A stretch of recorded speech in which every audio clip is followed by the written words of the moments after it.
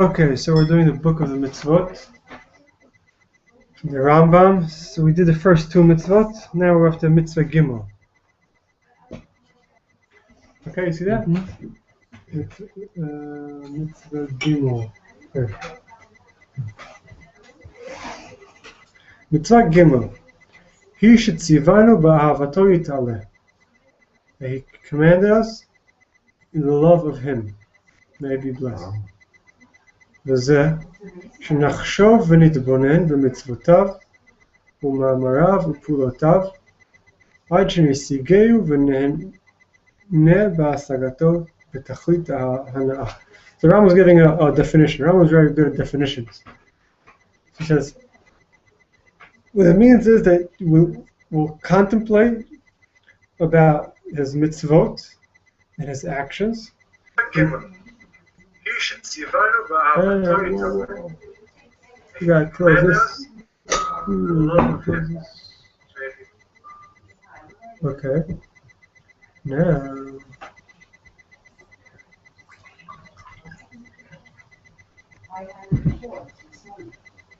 Okay.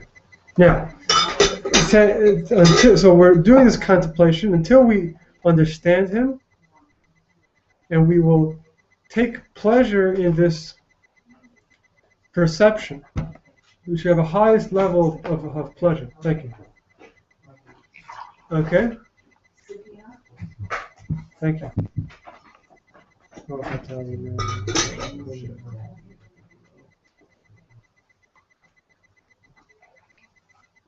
Now, so the Rambam is giving his take on Ahavat Hashem.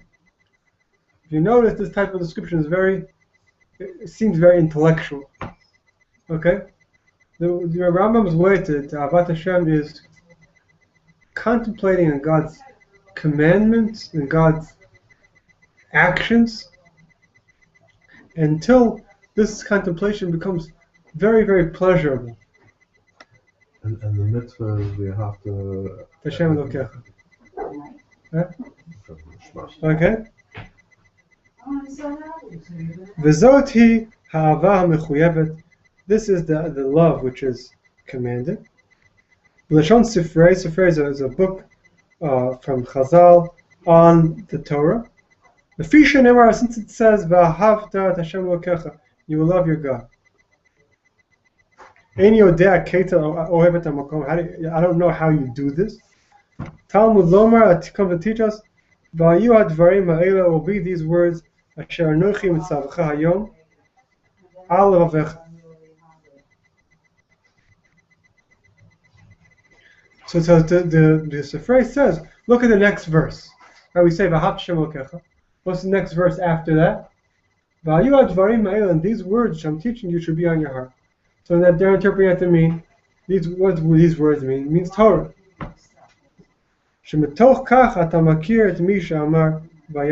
Because through the words of the Torah, you'll recognize He who said and created the world. Okay? So can you just go back to the first line, the initial line? The initial line was, you want me to read it inside?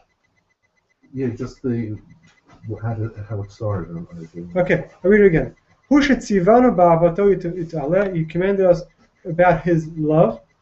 V'zeh, that is, nachshov, should think, and contemplate, b'mitzvotav, u'ma'amarav u'pilotav, and His mitzvahs, and His sayings, and His actions, until we perceive Him. And the pleasure that we have from the perception will be the utmost pleasure of God. Meaning, but it's contemplating on the mitzvah. Contemplating the mitzvahs, saying three things: mitzvot, sayings, and actions. And the sayings, meaning things that God taught, it's like Torah. So that this is basically Rambam is very much focused on the fact that through the expressions that we have in this world. Right? The Rambam doesn't say anything about the love of the infinite. Or just, right? He doesn't say that. He says it's through the expressions that we get. The Rambam in particular is very much on this adamant with this fact that I don't forget that Hashem is unknowable, and any attempt to claim that we know Him as Him is hubris, is arrogance. What we could know is the expressions into the world. And the truth is, if you think about it, it's really with people like that also. That's really, even someone you're very close to, it's real arrogance to say, I know them and who they are. You don't know who they are. You know their expressions. You know what comes out, what they're sending out to the world. You know what's going on. It's like knowing. Obviously, you know a little bit. I think though that there's some people you have a soul connection. Well, that soul connection is something very amorphous. It's not like you know. You can say, I know. See, I feel very close. Well, you know at an unknowable level. Right, but knowledge, Unknown. if you think about it, is like there's a type of control, right? I say knowledge is power, right? If I know something, so I have power over it. If I know how to use a machine, I know how to use a computer, so I have power over this computer. Somehow, it's like I'm holding it with my brain. But some things you don't hold on to, like other people. You can't hold on to other people. Their insights. You can relate to them. You can't hold on to them. That's there's a song like that. It says, "Love is a rose, but you cannot pick it." You know. It's it is. Must be No, it's your age. no, it's Must be American song. American song, yeah. Now, but now this, the Rambam is basically backing it up from this Chazal. It says, making the connection between these two verses, the verse of V'ahavta and the verse of, and it should be these words, meaning there's a link between learning Torah and love of God. And really, the way he's describing it, he's really describing a very intellectual type of love. It's like the mind is happy. Other places in the Rambam talks about contemplating nature as a path to love of God. He said, look at the world is amazing, full of beautiful things, and that should be a path for you loving God. But the Rambam's path is not the only way. Other people say, I don't know, that doesn't work for me, Rambam. You're amazing, but I have my own way to love. So the other, so there's all types of, The Tanya there's all types of meditations, you can try. And I don't mean meditations in the Eastern sense. I mean meditations as, ideas to think about. Right, and like the Tanya teaches you to think about the greatness of Hashem. Greatness of Hashem. And how He brought us out of Egypt. And personally, and how personally in my life, what Hashem has done for me, and things like that. Every or learning Kabbalah. Some people, that's what gives them love of God. It's like learning very, very mystical texts that sort of help us break out of this little world that we're living in. Well, for a lot of people, that's the path. The issue is how do you command someone to love? So the Rambam is trying to answer that question. The Rambam is saying there's actually actions you can do. It's not just like feel this way. Do certain contemplations that you can do, and hopefully, like today it's probably called spiritual practices. I think called spiritual practices. You do certain things that helps you. Right, and I always thought it was ambiguous in terms of it says, and these words that I command you. Yeah. What words are we talking about? Right, and I always thought, to be honest, I always thought it was stupid. It was like, of course, that was more known but it's. You're saying you see that in the text itself. It's not. Right, it's not right. clear. I was down on myself that I just. You don't understand what it's saying. Right. But it wasn't that. It's a little more ambiguous than that. Well, it's the Shema as well as Torah. Yeah. What does the Rambam say? Look, I'm saying Torah in general. Right. Torah in general. Here, he continues. We told you שבהתבוננות תעלה בידך ההשגה ותגיע ההנאה ותבוא האהבה בהכרח. Okay, he's reiterating what we said before, that with contemplation you will get perception. With the perception comes the pleasure. With the pleasure comes the love. Okay? Think about understanding things. It's like the aha. Got it. I think I understand something. בקרבי, הרשות המצווה גם כן כוללת שנהיה קוראים לבני אדם כולם לאהבתו יתעלה להאמין בו. וזה שאתה כשתאהב איש אחד תספר בשבחיו ותרבה בהם תקרא בני אדם לאהוב אותו. Oh, so he says now, so the root of this mitzvah is what he said before, love. But another subsidiary aspect of this mitzvah is expressing it to others. So if you really love somebody, so you talk about them to others. If you really respect somebody, you really value somebody, so you tell other people about it. So if a sign of someone loving God is someone who tells others about it. Telling about their love for God or about God? About God. Saying, Right, but there's a distinction between teaching of loving God and the first mitzvah of knowing God. Right, it's two different things, yeah. What was the teaching of knowing God? We had two. The first thing was belief, that was number one. And number two was the unity, second mitzvah. Now the third mitzvah is love. Right, but in teaching believing God, it didn't sort of teach you how to know God. Well, he doesn't go into it here. This book was very concise, but other places he talks about a person has to go through an inner search and contemplation until he gets to where he gets to. It's in this Torah? It's in this? No, it's in other books. It's more in the more Nevuchim. The more Nevuchim, the guide to the perplexed. Oh. Yeah. That's a famous, Never heard of it? That's a famous one. Guide to the perplexed. It's the most famous philosophic work from the Rambam. Maimonides. Okay. We get there all there.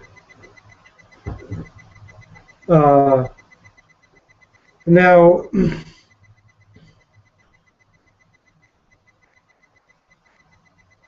okay, so here, this is another part of the Hafta, is telling it to others. Well, it also feels it's just like when you learn something, until you give it over to someone else, you really don't know if you've learned it or deepened your learning. Right? So right. But over here it's a little bit different. I mean, I would say because love is very subjective. It's a feeling that I feel. How do I share that? Can I share that with somebody else? It's a little bit more. It's harder to share with somebody than sharing an idea. Okay. וזה הדרך משהו כן שתאהב אותו יתעלה באמת כאשר הגיע לך מהשגת אמיתתו אתה קורא בלי ספק השכלים והפתאים לדעת ידיעת האמת אשר ידעתו. You'll naturally want to tell people who don't know what you know. בלשון ספרי ואהבת שם אלוקיך אהביהו על הבריות. Make him loved on people, meaning make people love him. Kavram Avinu, like Avram Avinu, Avicha, your Avram, your forefather. Shenemar, it says, "But a nefesh sherasu b'charan." Right, that Avram Avinu, Avram and Sarah, when they were in Haran, they brought people close to the Torah, to God. So you go on that path. כמו שאברהם, מפני שהיה אוהב, כמו שהעיד הכתוב, אברהם מואבי, וזהו בעצם השגתו קרא בני אדם להאמין בשם מרוב אהבתו, כן אתה אהוב אותו עד שתקרא עליו בני האדם. Okay, basically, Abraham was called lover of God, and was the natural result, expressing it to others, and that's also the part of the mitzvah. That's why Abraham was chassid. Yeah. Now, the Chazal, the Gemara explain this more. A part of making God love is not only about knocking on people's doors and telling them you like to hear a little bit about God. It's also about, what we were telling you before, derech eretz. Okay, if a person is known as a person who's, so to speak, religious, person who's has connection to the divine, and so he has a responsibility of how he's seen by others, because if he acts like a jerk, Right. so you're not making God loved at all, Right. So that's more further explanation. What this means is, Yeah, which shows some kedusha. you have to live up to it. The Gemara says that there's an idea called Chilul Hashem, which means the desecration of God's name. The Gemara says that this thing is very much depends on a person's status in society. The person is considered to be a holy person by people. He has more responsibility than others. It says one of the people in the Gemara says, if I go to the butcher store and I take meat and I don't pay on the spot, I say I'll pay you later, then I made a desecration of God's name, because people are looking at me all the time and say, I don't know who'll really pay. I mean, that's just he said in his situation. Right. He's describing his particular situation, but it shows that held to a higher standard. People are held to a higher standard. Right. That's why a very slight digression from tzaddik is much more serious. Than if I do it. And particularly if it's done in public, particularly if you're meaning. Right. People like talking about, say, I'm spiritual, this and that, but it's a responsibility. If you're taking on that persona, like I'm religious, I'm spiritual, then you have your stuff you need to worry about. When a religious person says lashon hara, it's like much worse. Yeah. So awful. In any case, if you're going to rob the bank, take off your yarmulke first. From the bag. I think the idea is not to rob the bank. Yeah, well, if that's what you have to do, Right, I shared this story. I went back to New York after I was here, and I was wearing a kippah, and I decided to get a slice of pizza, and it wasn't in a kosher place. But I didn't get it with like non-kosher things on it, but it was still. I shouldn't have done it, but I was sitting by the window, and someone came in. A woman came in and goes up to the counter and says, "Oh, is the pizza kosher?" because I was wearing a kippah. Yeah. And I was like, right, that was exactly what the teaching is all about. Well, I shouldn't have done it anyway. But it can lead someone else to assuming something that they shouldn't. Oh, that's on tape now. Well, no one knows who you are. Mr. X has gone to,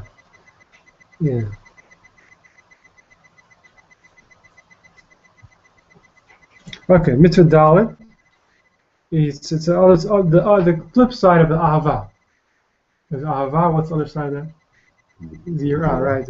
שציוונו להאמין יראתו יתעלה לפחד ממנו לא נהיה כופרים הולכים בשירות ליבם ובקרב נראה ביראת עונשו בכל עת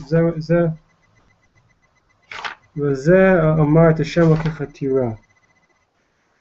Okay, next part is a whole long back and forth. Okay, so it has to do with the fear of God, knowing that there's retribution for actions, and not acting as if it doesn't matter what you do. That's really Rambam defines your and as a subsidiary of that is what we talked about this morning about being careful with God's name. That's an expression of Yirat Hashem. A person is careful when he says a certain thing, how he says it, what context, if he needs to, he doesn't need to. That's a practical expression of Yirat Hashem, meaning it's not so much about fearing of retribution, it's more about a seriousness. It's like, this is Hashem's name, it's not a game. I would also think that comes from love of Hashem, too. Well, no, on the contrary, when you love somebody, you're saying, you always talk about them, right? My new girlfriend. But like when when it's like serious, it's like, okay, let me make sure I'm saying this properly. Okay, well, you started saying something, I interrupted. No, the different. I'm not sure the opposite of love is fear. Okay, no, I'm not saying it's opposite. I'm just saying it's a pair. Very much goes together. Right. The Tanya talks about that there's Ahava and Yirah are two wings. This teaching says it's like there's a mitzvah. There's lots of mitzvot, but the mitzvot need wings to fly up to heaven. So what are the wings that the mitzvahs use? It's Ahava and Yirah, love and fear, which means that the emotional content that we have, that we put into the things we do, that's what makes it, so to speak, go up. I don't know what it means go up, but maybe it means have an effect in the world. But that's the imagery. Wings. It's a nice image. And you need two wings. You need two wings, right? You don't go anywhere. You don't go anywhere with one wing. Trying to get it off the ground is like a little difficult.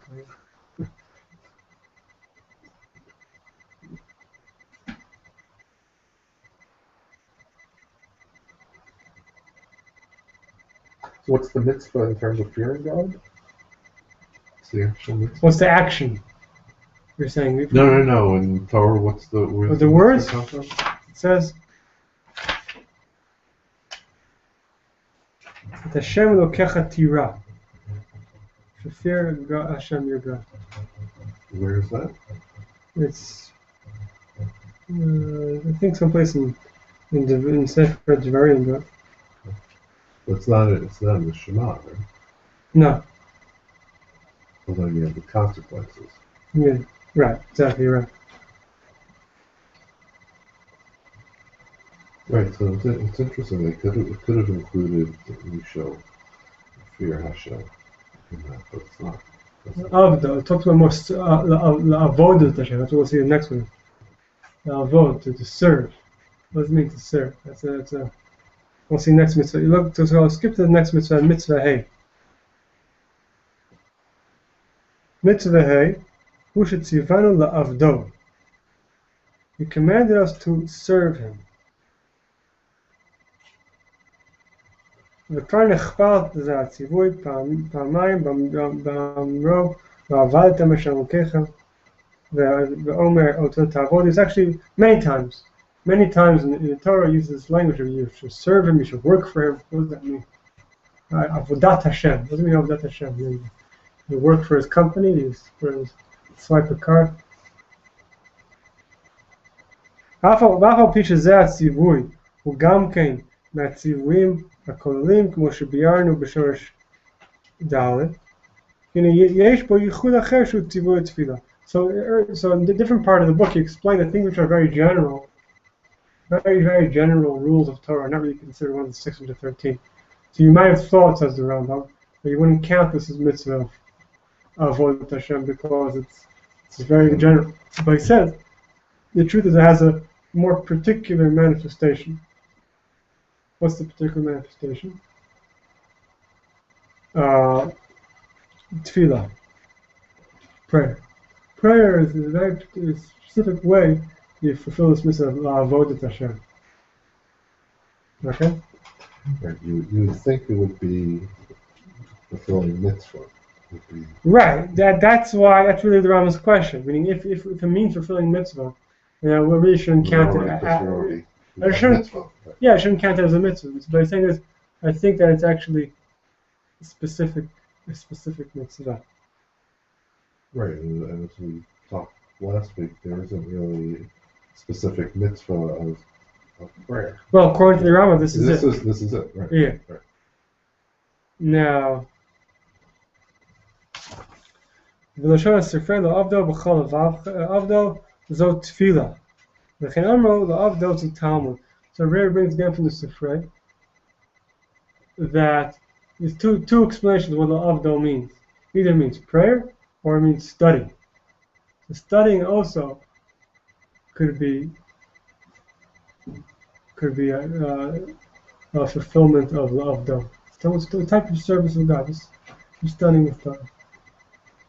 That's why you shuckle. That's why. Because it's not just learning. It's a spiritual activity. Right. Reb Shalom tells about how Chassid comes home and the wife checks his hat to see if there's sweat on the brow, and if there isn't, you're not working hard enough.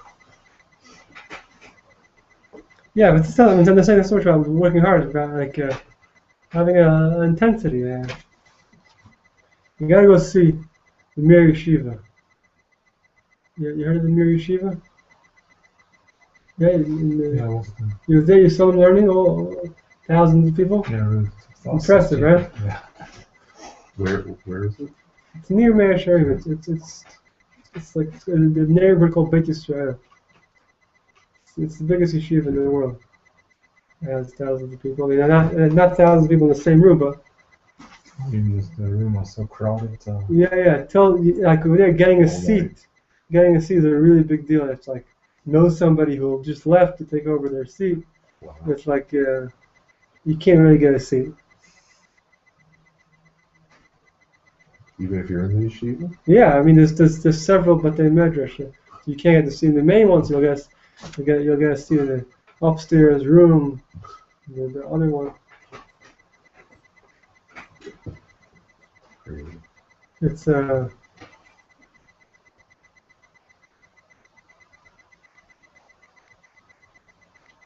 yeah. It's not, So it's, you it's could go not to the dilettantes. right. No, it's a serious thing. Yeah. Okay.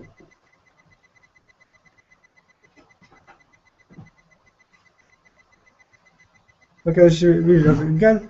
ובמשנתו של רבי אליעזר בנו של רבי יוסי הגלילי אומר מניין לעיקר התפילה mitzvah. How do I know that the tefillah is a mitzvah? Mehacha, from here, Hashem lokech atira oto ta'avod v'omer avdeo b'torato v'odeo b'mikdasho v'rotze lomar hitkaven lo b'tefillah k'mo sham k'mo shebe'er Shlomo. Okay, it brings another chazal that says, serve him with prayer and serve him in the temple. And the Rambam says that what that really means is that either actually in the temple, if you're there, or if you're not, you turn towards there, and sort of that's the place where all the Jews turn to pray. But so according to the Rambam, la'avdo is referring to prayer. So if you remember last time we mentioned from the Ramban that he says it's not actually a mitzvah all the time. It's not what la'avdo means. It's a mitzvah if you're in a hard situation, if you're in trouble. If you're in trouble, so to pray, but it's not really a specific mitzvah of prayer. So this wouldn't be one of the 613. According to the Rambam, that's not really one of the 613. Ramban, it's not really one of the 613. Because Rambam it is, yeah. But it also assumes study of Torah too, right? That's we'll see soon. That's definitely a mitzvah. That's written explicitly right, many if you times. don't study Torah, then your tefillah will do that. That's also true. You know what it's like when you pray and you don't study? It's like talking without listening. It's like having a conversation with somebody who just talks. Praying without studying. Yeah, when we pray, we're studying, we're listening. We're praying, we're talking. So you can't just talk. I want to talk. Yeah. Go on. Be quiet for a second. That's a very wise saying. Yeah. It's like eating without drinking, drinking Oh. without eating. So the studies, the eating, the brain is the drinking. Or it's eating without chewing. Yes.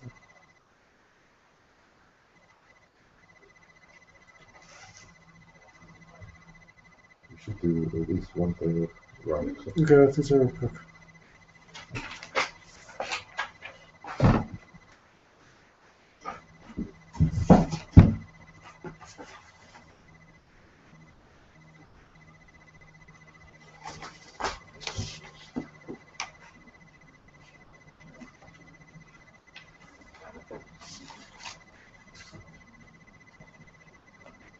This is Rambam. This is my mother. Maimonides. Ramban is Nachmanides. That's so amazing how much they wrote. Yeah. Well, only the part in the middle is wrong. Only Right, part no, I in the middle. understand that. Still a lot. Right, but still, it's I'm telling you, and I've been learning all these years, and still, the two books of Rambam and Rashi are just how it's it's, like. it's, hard, it's very, very hard to understand how one person could have written this. It's very amazing. Right, it's with a typewriter, it's all by hand, and you didn't even have electric, Yeah. But they still have manuscripts. The original. The original Rambam, handwritten Rambam. Rashi too. No, not Rashi. The thing with Rambam is part of it is like the Cairo Gniza. You know the Cairo Gniza? The story with in the Jewish community in Cairo was an old shul. In the attic or like a side room, there was a Gniza.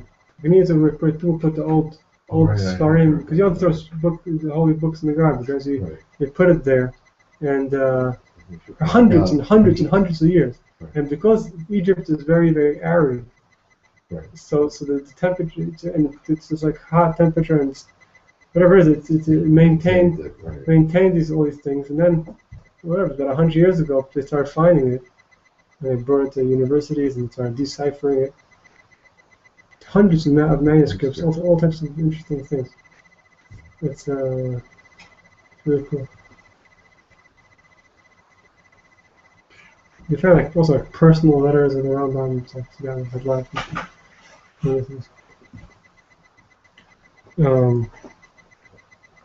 But the truth is that the old stuff is not really what matters. It's really about things which are alive. So if we open the Rambam and we learn it and it means something to us, that's a lot more important than an ancient manuscript that they, give people doctorates on.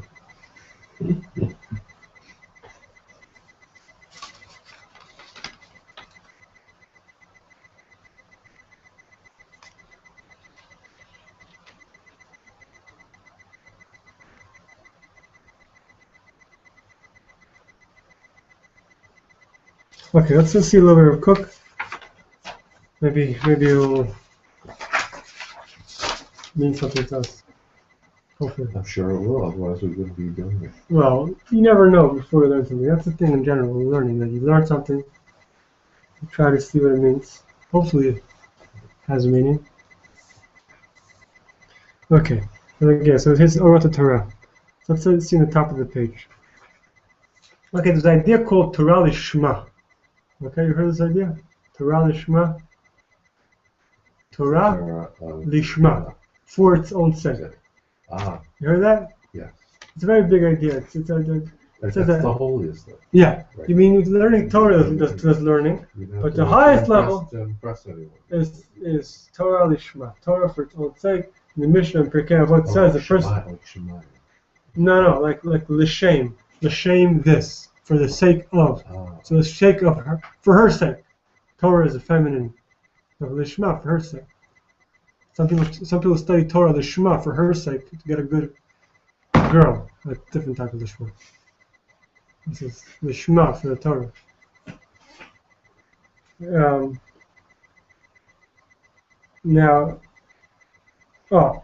So by the way, I just want some historical background. There's a little bit of an argument between the Hasidim and their opponents about what it means Torah Lishma.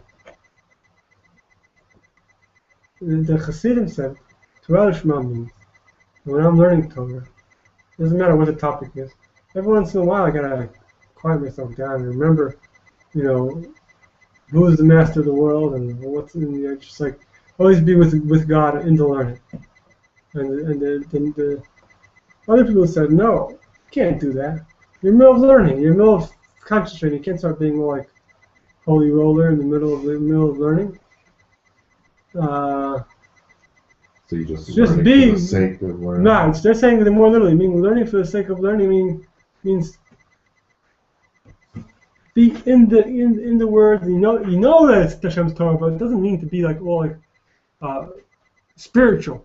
So It means to be totally focused on. And obviously it's God's Torah, but that's sort of the difference is how much is that part of the actual consciousness. I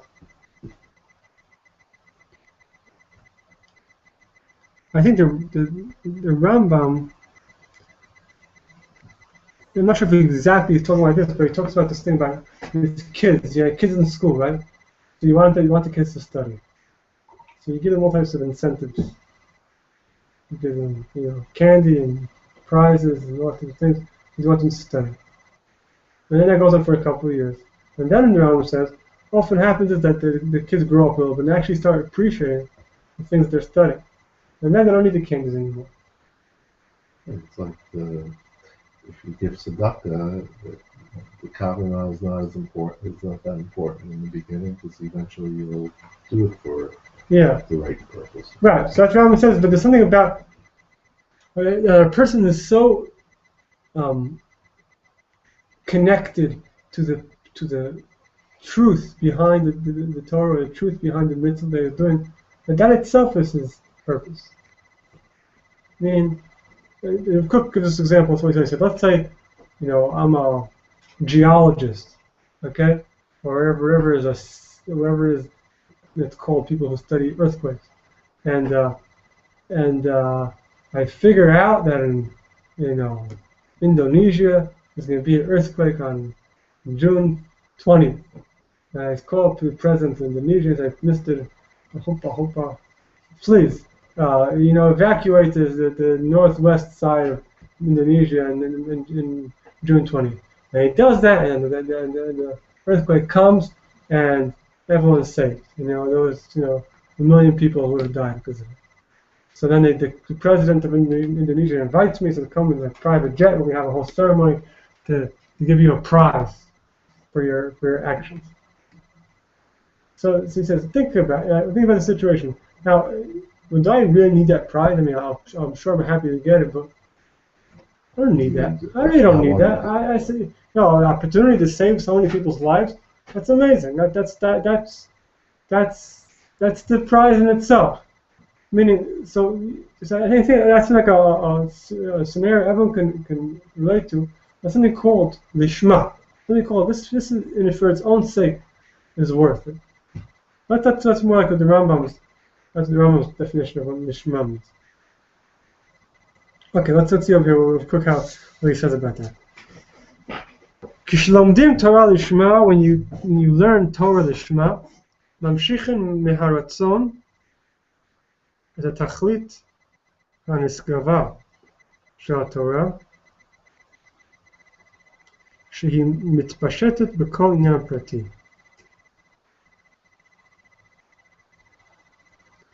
He says like this: learning Torah lishma is when you do that, you're pulling from the ratzon, from your will, the tachlit and the objective, the high objective. The Torah has an objective. The Torah wants something in the world. And when you're learning Torah Lishma, you're connecting to that. She mitpashet b'kol yan prati. This ultimate objective flows down into every particular detail that you're talking about. If you're talking a particular detail of which bracha to make or which food, that's an expression of a much broader objective of the Torah. and that's called Torah Lishma. Chesed Elyon holech u'mitrabeh al shoneh atzmo ba'olam imo. And this heavenly kindness, heavenly flow goes and flows onto the person who's studying and onto the whole world. Meaning the act, it's a mystical thing, the act of learning Torah Lishma, meaning I'm learning Torah, really trying to connect with the ultimate will of the Torah. That's something which flows down chesed to yourself and to the world. Aval, he says, when you learn Torah shelo lishma, not for its own sake, for some ulterior motive. I want to be a rabbi. Okay. אז ההופעות הפרטיות מתגלות על הפרטים כשהם לעצמם. ושכלם הכנוס בהם הוא מצומצם. So you know what happens when you're learning not for its own sake? So all the things that you're learning become very particular. Nothing's connected to each other. It's like, okay, so we're learning about brachot. So which one comes first? Okay, let's figure it out. It's like a machine. There's nothing connecting it to everything else. It's all like something very technical. Because I'm not really connected to what this is all about. And it says, so each topic has its own little intellect that explains it. And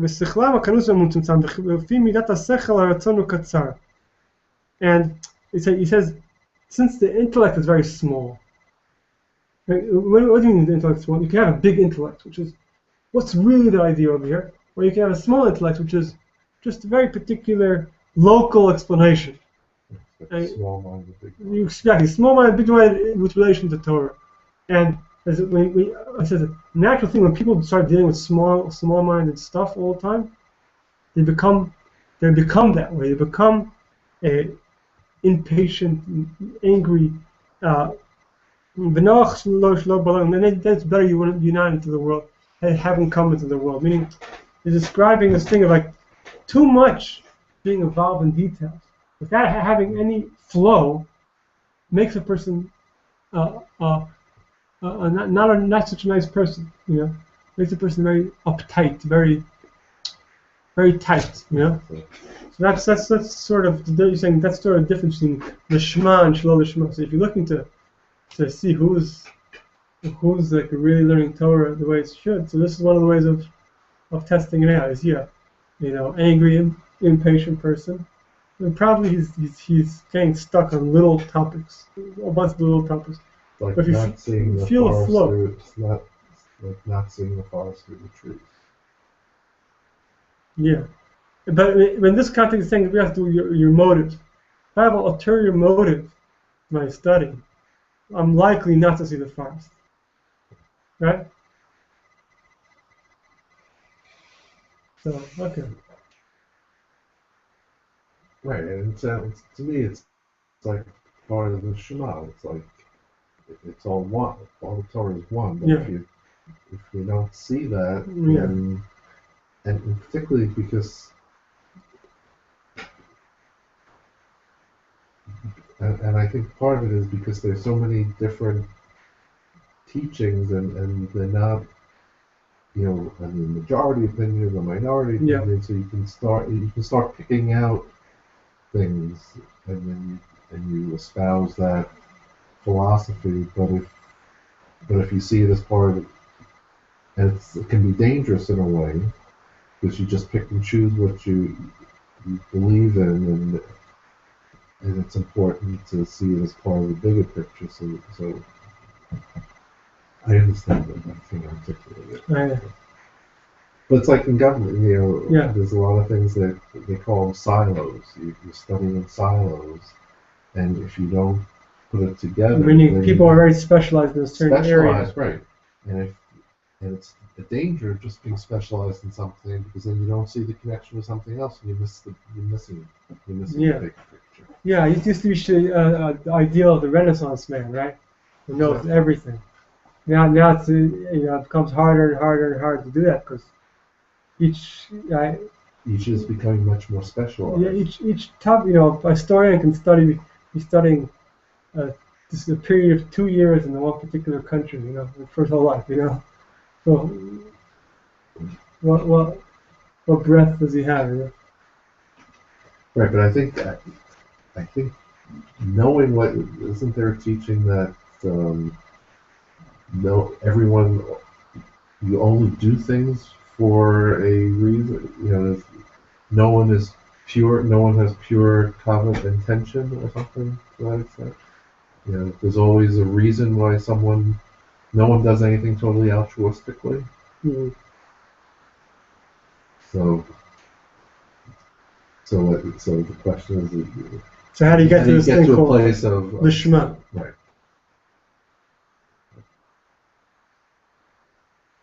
Well, first of all, I don't know if this is totally altruistic, meaning is Torah Shema altruistic? Let's say I really understand. Let's take this example, just in Indonesia.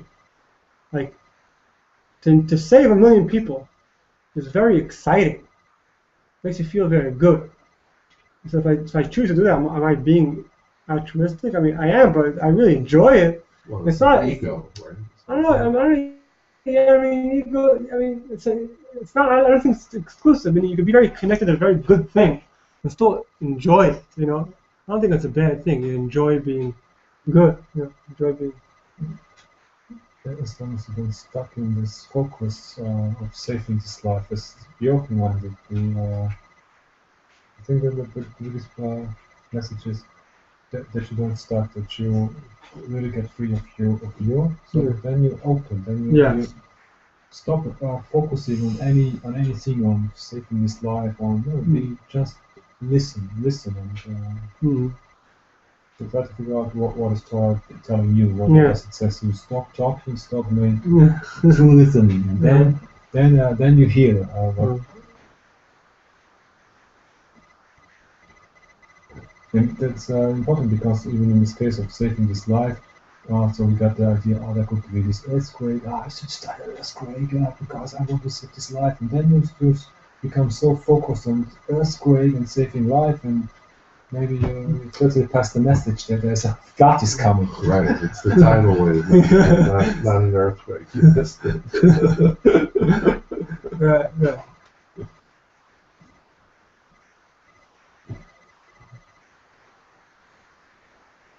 Okay, let's do the next piece, which is really about the same topic. Kol davar min Torah, everything in Torah, bein v'haggadah, bein v'halacha. You remember we explained the difference between halacha and haggadah. It's the law of the Torah and the more general philosophy or story. Tovehu tafkido laharvot v'tal shel tchia elyon me'otzar haragashot elionot v'hamadaim hayoter romamim המפחים מתוך הכלליות האדירה שזה הפרט הנלמד נובע ממנה. Okay, in other words, he's really saying what he said before in a different way. Every single detail that you learn, whether it's a halacha detail or whether it's a more philosophical detail, this Torah itself is waiting to be filled by much higher ideas. Meaning, it's like he's like personifying these pieces, a piece of Torah. Saying, it's like I'm a piece of Torah. I talk about making a bracha on oranges. When I'm being learned, so I'm really very thirsty to hear the much higher ideas that are really behind this. That's the way Torah works. And zoti tchunat hatzimaon she'oskim b'Torah lishma. He said, this is, you'll see people who are learning Torah lishma, they have this thirst. You can recognize them by people who have a big thirst. They're thirsting for this. They're thirsting for the meaning of things. And muviyatam l'dei merirut hanefesh me'ever zemizeh. On one hand, it can bring them to bitterness, a certain type of bitterness.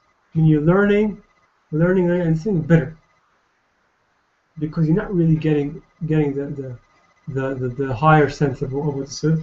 On the other hand, on the other hand, it's like two things happen at one time. So people who are learning this type of way in a thirsty type of way. So these people go through a thirsty period, and at the same time you also have this great elevation because their thirst eventually brings them to some sort of revelation. But I'm not sure the bitterness. Because till you get there, you want to know. You want to know what's the source of this. What's it really about? And it's not, you don't always get the answer anyway. And I think people for myself, you don't necessarily want to have to go through all the detail. You want to get to the bigger picture. Yeah. Without doing the work, and it requires going into the detail. Yeah, that's what I'm not going to read it inside, but the piece down here he says, think about nature. He says, one of the things you can be blown away by nature is that you look at the immensity of existence. Solar systems and Milky Way and so big forests and oceans. That's one way. Another way to be totally flipped out by nature is looking at one little tiny thing. Like you follow around an ant all day and see what it does and how smart it is and how amazing how those ants work together. And this little tiny thing. So just like in nature, there's those two types of ways of enjoying it. In Torah also, sometimes the enjoyment of Torah is like the big ideas, and sometimes it's the little ideas that actually can be enjoyable. It's like, okay, so there's a big idea. I know there's a big idea, but then how does it exactly play out? And let's clarify it even more. Let's clarify it even more. How exactly in life this little tiny idea manifests? And you're saying that's should be aware of that. Sometimes that can be very enjoyable too. Yes.